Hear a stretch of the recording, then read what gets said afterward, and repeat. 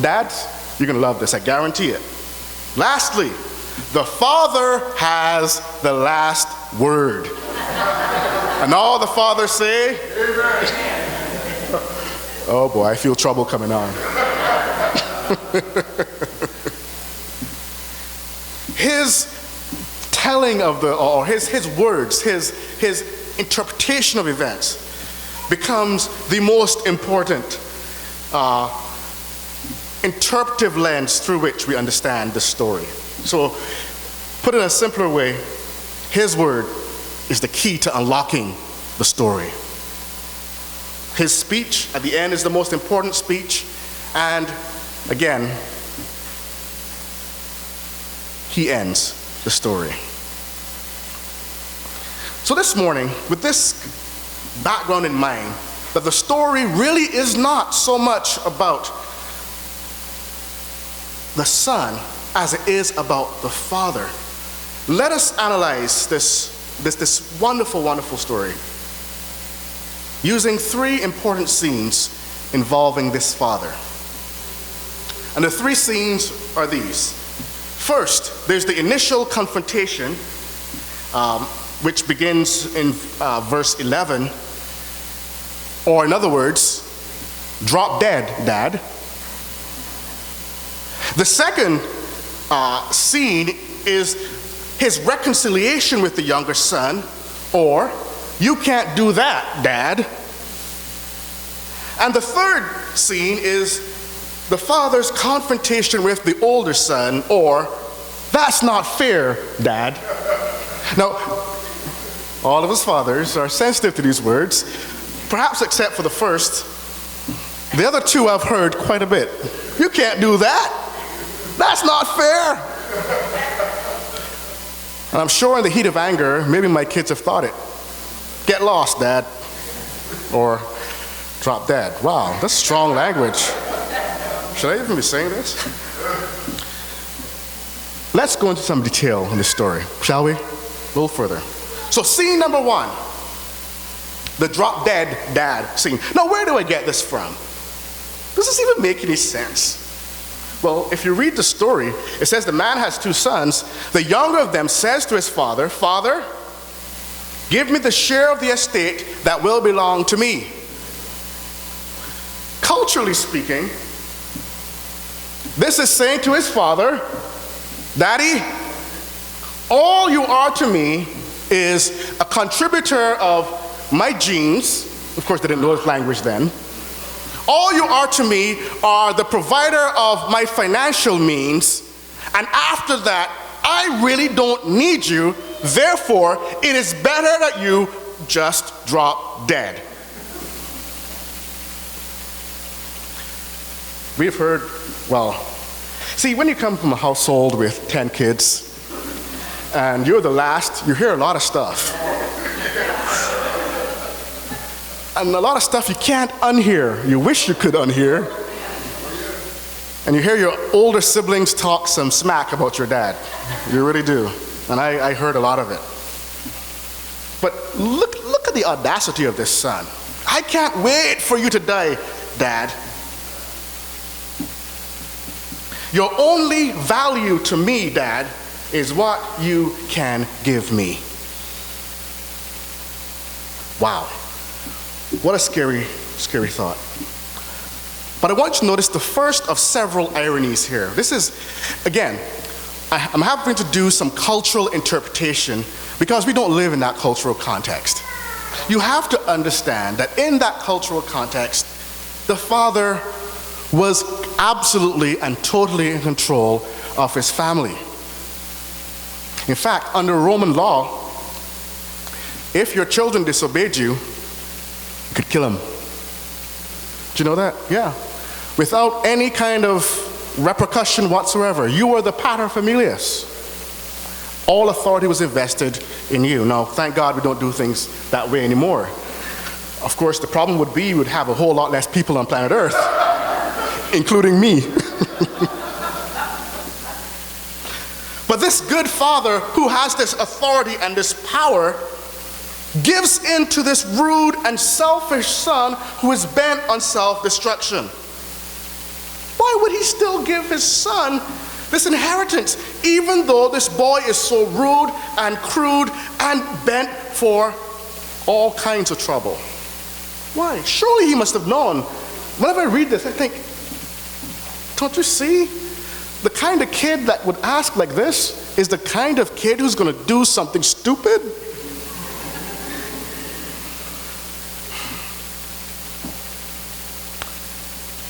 So the good, strong father gives in to the weak, selfish son. That's the first irony.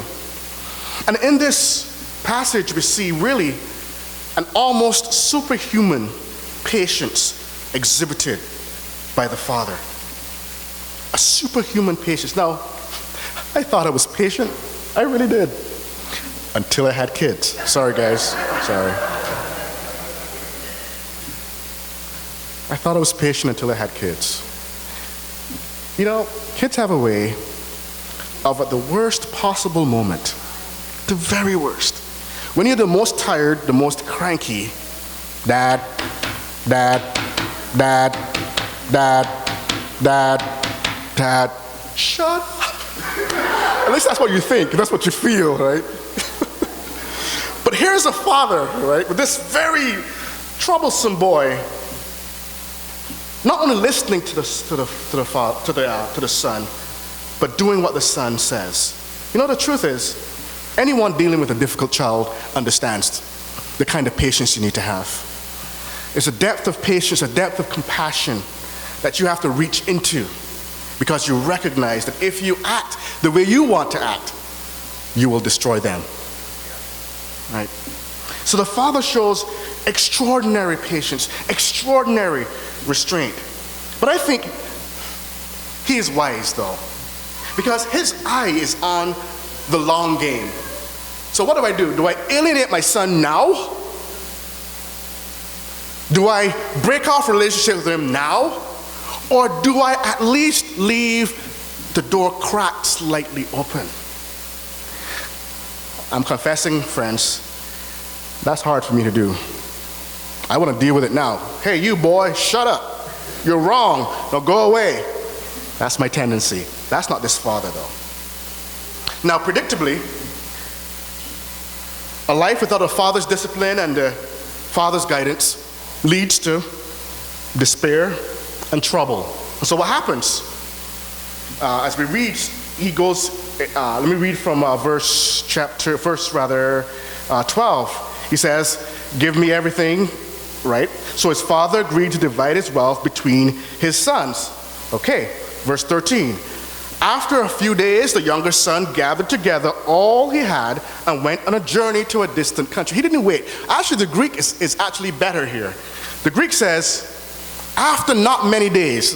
And the emphasis there is that he didn't wait. He's just so eager. As soon as he can gather his stuff together, he's gone. So he goes, he leaves. And there in this distant country, he squanders all the wealth his father had given him. And he has this wild lifestyle. Wild lifestyle. Then after he had spent everything, a severe famine took place in that country. And he began to be in need. Wow. See what happens? Drop dead, Dad. I don't need your dad. But perhaps the same dad was the one who would say to him, son, put away some money for the future. If you start now, you're going to have a whole lot more than you think when you need it most. But no, he ends up with this horror story. You know what the horror story is? You have a good Jewish boy feeding pigs. There's nothing worse in this culture than to be feeding an animal that is considered the epitome of filthiness and nastiness. Now, I don't know if you've ever taken care of pigs. If you have, you'll understand that pigs smell bad, they like mud, and they eat anything. And so here he is, the rich man's son, in the muck. in the mire, in the filth.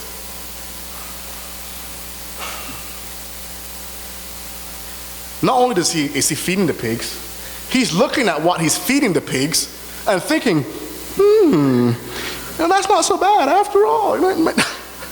You know, when you're really hungry, your mind plays some very terrible tricks on you. And so he's starving. And then he comes to himself and he realizes, oh, stop. I can't be doing this. Even my father's slaves are treated better than this. And so he starts with this very interesting speech,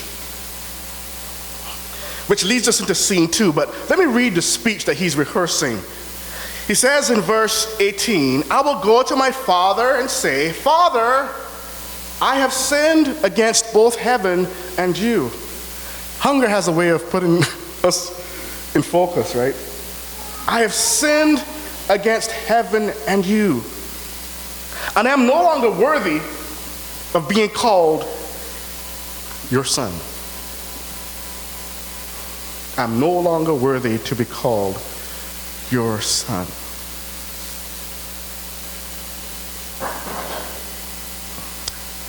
This is scene number 2. That's from verse 20 to 24. Scene number 2. You can't do that, Dad. So the first scene is drop dead, Dad. The second scene is, you can't do that, Dad. The younger son makes this claim in this statement. I am no longer worthy to be called your son. You see, he understands the seriousness of what he has done. But the truth is, this, like the first statement, remember the first statement was, your only value to me is what you can give to me. That is a false statement. This also is a false statement. I am not your son. I'm no longer worthy to be called your son. That's also false too.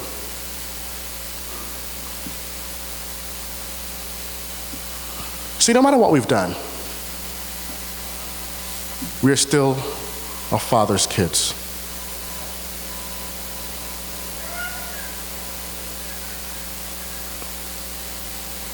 So here's the irony.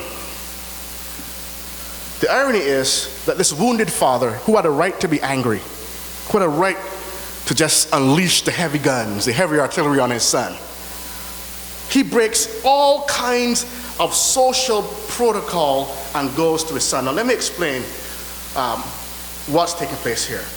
As the head of the household, remember I told you, he's a pater familias, the head of the household, the one in charge. He had a responsibility to maintain the dignity of the family name. One of the things you did not do as the head of a household and bearing the dignity of the family name was to pick up your robes, gird your loins, and go running. Because bare legs was considered something that brought extraordinary shame to the family. It's like going home and seeing your dad in a kind of his vest and his belly button is peeking out of it, you know. It's like, Dad, go put some clothes on, right? That's, if you see that, you're getting a bit close to the idea here. That he embarrassed not only himself, but he embarrasses his entire family for the sake of his son. You can't do that, Dad. Of course, the fact that he did it means that he could do it, right? I remember promising my daughter years ago that if she were to wear some of these very revealing clothes, that I would go out and do the same myself. So if she were to wear those shirts with the, you know, all the midriff is exposed, I was going to do it too. Of course, the first time I said it, she was completely appalled. You can't do that, Dad! Of course I can. Father's prerogative. Fortunately, she didn't violate our dressing standards too much, so I didn't have to go embarrass myself in public. But there's another irony here. There's an irony of a wounded father who receives his offending son without condition. Again, that is his right. But he does not choose to be heavy-handed. He is gentle. In fact, as the story goes, he doesn't even wait for the son to finish his speech. Notice when we read early on, he was rehearsing his speech. He says, "Father, I've sinned against heaven and against you. I'm no longer worthy to be called your son." Right? "Treat me as one of your hired servants." Drop down to verse 21. Then his son said to him, "Father, I've sinned against heaven and against you. I'm no longer worthy to be called your son." That's all he could get to say, because the father interrupts. "Boy, stop talking foolishness. Boy, doesn't matter what you've done, you are mine."